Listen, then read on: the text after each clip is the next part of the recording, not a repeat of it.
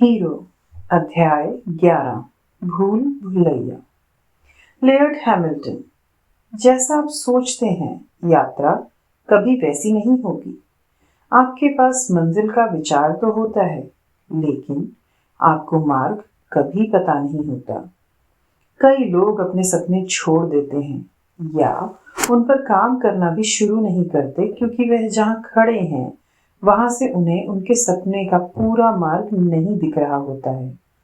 लेकिन आप आगे का पूरा मार्ग कभी देख नहीं पाएंगे, इसीलिए कभी यह नहीं जान पाएंगे कि आपका सपना कैसे सच होने वाला है।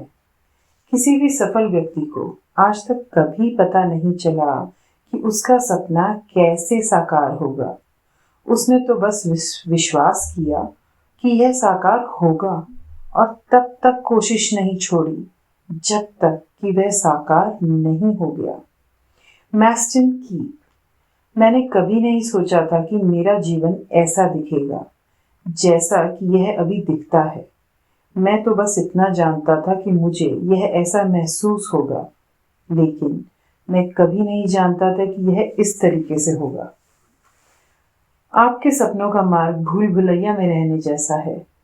आप बस अपने आगे की कुछ फीट जगह देख सकते हैं। आप यह नहीं देख सकते कि अगले मोड़ के आगे क्या है, जब तक कि आप वहां पहुंच नहीं जाते और फिर आपको उसके बाद अगली कुछ फीट जगह दिखाई देने लगती है।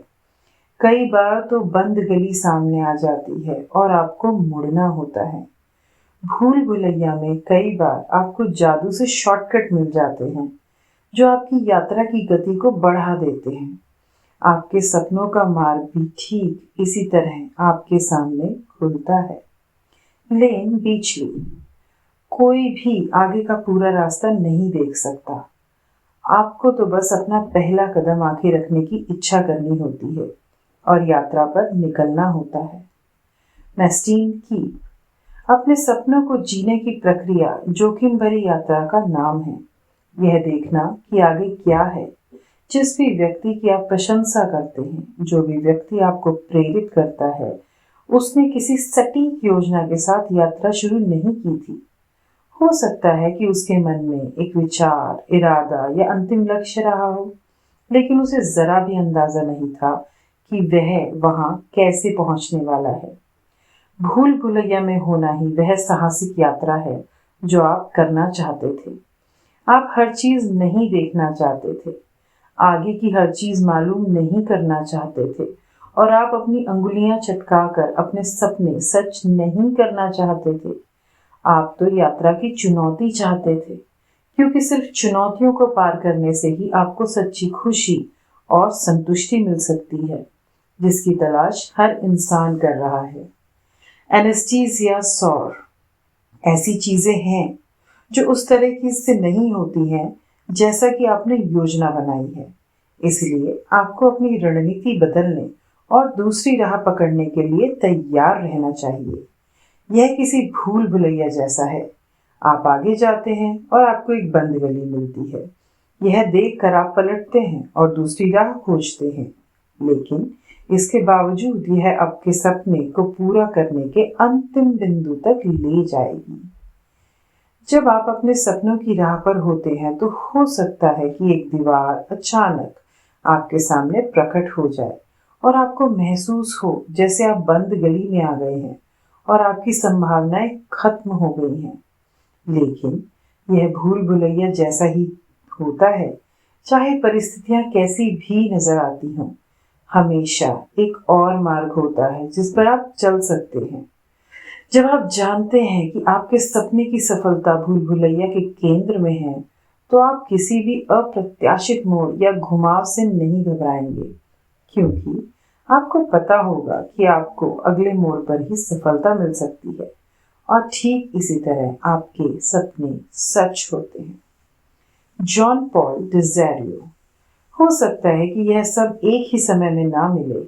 अगर आप सचमुच कोई चीज चाहते हैं तो यह बहुत धीरे धीरे तथा कठिनाई से हासिल होती है। रास्ते में छोटे छोटे कदम उठाएं। लिज मरे। मैं समझती हूँ कि लोगों की बहुत सी परिस्थितियों को से मुकाबला करना पड़ता है, लेकिन भारी विपरीत परिस्थितियों में भी आप एक काम कर सकते हैं। यह वैसा ही है जैसे थियोडोर रूजवेल्ट ने कहा था, जो भी आपके पास है, जहां भी आपके पास है, उससे आप जो भी कर सकते हो कर दें। आप एक चीज चुन सकते हैं और खुद को उसके प्रति समर्पित कर सकते हैं, और भले ही इसमें लंबा समय लगे, लेकिन एक एक इंच करके और एक एक विकल्प चुनकर आप अपने लिए एक नया जीवन बना लेंगे। यह जरूरी नहीं है कि घटनाएं हॉलीवुड जैसी नाटकीय हों, लेकिन वे होंगी। एक समय में एक कदम। अपनी यात्रा के में खुद को याद दिलाएं कि एक समय में एक कदम ही है जो आपको उठाना है। एक समय में एक कदम ही है जो आप उठा सकते हैं, और चाहे आप खुद को कहीं भी पाएं या चाहे स्थितियां जैसी भी हों, आप एक कदम हमेशा उठा सकते हैं। आप पराजित महसूस कर सकते हैं अगर आप अपने दिमाग को भविष्य में हो सकने वाली सारी संभावनाओं से अभिभूत हो जाने दें। आपके सपने की राह कभी उस तरीके से प्रकट नहीं होगी जैसा आप सोचते हैं। इसीलिए बस एक समय में एक कदम उठाने की नीति पर चलते रहें। जब हम द सीक्रेट मूवी बना रहे थे तो इन शब्दों ने मेरी बहुत मदद की। जब मेरा सपना मेरे इंसानी दिमाग की सोची हुई राह से दूर जा रहा था, तो मैं खुद को बस अगला कदम उठाने की ओर ले गई, और एक समय में एक कदम उठाने से मेरा सपना सच हो गया। लिज मरे। यदि आप यह सोचते हैं कि आप हर पायदान देख सकते हैं, तो आप गलतफहमी में हैं। हम यही सोचने की गलती करते हैं कि हमें हर बीज को नियंत्रित करने की जरूरत है, या हम ऐसा कर सकते हैं। मेरी माँ नारकोटिक्स एनोनिमस गई थी, जहाँ सभी लोग शांति की प्रार्थना करते हैं। हे ईश्वर, मुझे उन चीजों को स्वीकार करने की शक्ति दो जिन्हें मैं बदल नहीं सकती, उन चीजों को बदलने का साहस दो जिन्हें मैं बदल सकती हूँ, और इनका फर्क पहचानने की बुद्धि दो। और यही सब कुछ है। मैं अपनी माँ को वापस नहीं ला सकती थी। मैं अपने पिता के HIV संक्रमण को नहीं बदल सकती थी। मैं मौसम को नियंत्रित नहीं कर सकती थी। आप उन सारी चीजों की सूची बना सकते हैं जिन्हें आप नियंत्रित नहीं कर सकते, और अगर आप अपनी ऊर्जा उनमें लगाते हैं तो यह सारी ऊर्जा बर्बाद हो जाएगी। इसकी बजाय आप यह कहते हैं, ठीक है, मैं कर ही क्या सकता हूँ। Michael Acton Smith. मैं एक समय में एक कदम उठा रहा हूँ, और मैंने कभी कभार पीछे भी कदम उठाए हैं, या सामने बंद गली भी आई है। लेकिन जब तक आपके दिमाग में बड़ा सपना है और आपको यकीन है कि आप वहां पहुंच जाएंगे, तो अंततः आप वहां पहुंच ही जाते हैं।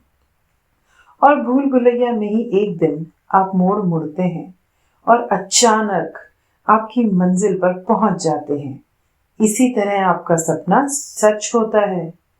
एक बार जब आप अपना सपना हासिल कर लेते हैं और इसके बाद अपनी यात्रा को पलट कर देखते हैं, तो आपको एहसास होता है कि हर दीवार ने आपको वैकल्पिक मार्ग पर चलने के लिए विवश किया, जो न सिर्फ आपको अपने सपने की ओर ले गया, बल्कि अक्सर आपके सपने से कहीं बेहतर संस्करण की ओर ले गया, जिसे आपने कभी संभव ही नहीं माना था। सच तो यह है कि कोई दीवारें नहीं है, सिर्फ दीवारों का छलावा है। कोई बंद गली नहीं है, सिर्फ बंद गलियों का छलावा है। दोनों ही दरअसल सिर्फ चक्करदार मार्ग हैं, जिनका उद्देश्य आपको अपने सपनों से उन ज्यादा बड़े संस्करण की दिशा में ले जाना है। G.M. राव। 4 दशकों से मेरी यात्रा में कई बार ऐसा हुआ कि चीजें उस तरह नहीं हुई जैसी हमने उम्मीद की। मैं ठहरकर खुले दिमाग से दिशा बदलने में जरा भी नहीं हिचकिचाया। हमने हाल ही में इसे अनुभव किया है, जब हमने $1.2 अरब से ज्यादा में एक अंतर्राष्ट्रीय बड़ी ऊर्जा कंपनी के 50% हिस्सेदारी खरीदी। जब परिस्थितियां वैसी नहीं बनी जैसे कि हमें उम्मीद थी, और हमारी आकांक्षाएं हमारे साझेदारों के सामंजस्य में नहीं आ पाई, तो हमने उन्हें साझेदारी से बाहर निकालने का निर्णय किया, भले ही यह हमारे लिए अस्थायी झटका हो। बहरहाल जब मैं पीछे पलटकर देखता हूं तो इसके बाद हमने उससे कहीं ज्यादा हासिल किया।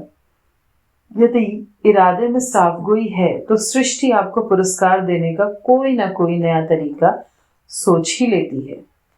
यदि हीरो की यात्रा पर किसी वक्त आपका समर्पण, निराशा, अस्वीकृति या किसी ऐसी चीज द्वारा डगमगाने लगता है जो आपकी उम्मीद के मुताबिक नहीं हुई, तो ऐसे समय आपको खुद को दोबारा याद दिलाने की जरूरत है कि आपको हमेशा आपके सपने की ओर ऐसे मार्ग में ले जाया जा रहा है जिससे आपको सबसे बड़ा परिणाम मिलेगा।